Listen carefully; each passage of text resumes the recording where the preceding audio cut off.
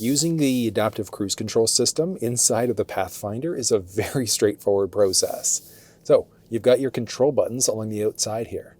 You can toggle the system on or off by pushing the button on the sides of the blue button, and that's going to toggle it on. When it's on, you've got a distance indicator, so 3 different levels. So how close or far are you away from the vehicle that's in front of you? I want you to think of it like a 1 Mississippi, 2 Mississippi type of a rule. Regular residential streets are okay with level 1. I honestly find even the highway level 1 or level 2 is okay, just depending on your own personal comfort level. Once you get to the speed that you'd like, you're then going to push down to set. You can then increase or decrease 1 kilometer or 1 mile per hour at a time. You can push there to cancel. You can hit the brake to cancel, and then you can push up in order to resume your previously set speed instead. So it's pretty straightforward that way. So let's go through an actual drive, and I'll show you how the process works. So here we go. And it's kind of perfect because we're looking at some traffic heavy times right now in Whitby.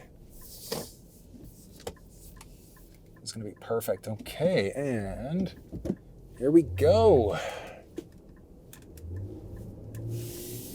So the system as of right now is turned on, and let's go down in order to set the speed on a 50 road. So I've got it set at 50 kilometers an hour right now, and we're cruising. So if you want to, you could then go up or down. So it's 1 kilometer, 1 mile per hour at a time. You can push there to cancel. You can push back up in order to resume your previously set speed instead. So it's relatively straightforward actually using this system. You'll notice there sometimes, so I've got it set at 50. It might go plus or minus like 1 kilometer, 1 mile per hour at a time. It happens totally normal when it does happen though. And I mean, it's funny, traffic is just kind of free flowing right now. So I'm like, will I actually be able to show you it actually slowing down? Who knows? But currently it's set at 50. Now, one thing you will note, I can point this out right now, is there's a steering wheel that's also not green. So when the vehicle actually recognizes the lane markings okay, that's going to go green.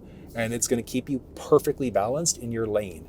It's not full self-driving, but I mean, it is a very, very useful system at the same time. So while I'm waiting for traffic to pick up here so that we can slow down, I'll show you how that works in a nutshell again. You can turn the system on or off by hitting the blue button there. And then you push up, or you push down in order to set, and then you increase or decrease 1 kilometer or 1 mile per hour at a time. Now you can see here, slowing me down nicely as the car in front of me has come down to a complete stop. Boom. There we go, at 0. Now, if you're on just residential streets, after about 3 seconds or so, you will need to push up. Yeah, you can see there, so resume plus in order to follow the vehicle ahead. So in order to resume your previously set speed, you do have to push up in order to be able to resume that speed. But as you can see there, we're currently distance 3 away. Normally recommend just level 1 on residential streets. And we're picked back up again. And then, like I said, distance indicators, so 3 different levels. I always just recommend level 1 for the most part, I think for most people, is going to be the way to go. But that's how you use the adaptive cruise control system inside of the Nissan Pathfinder.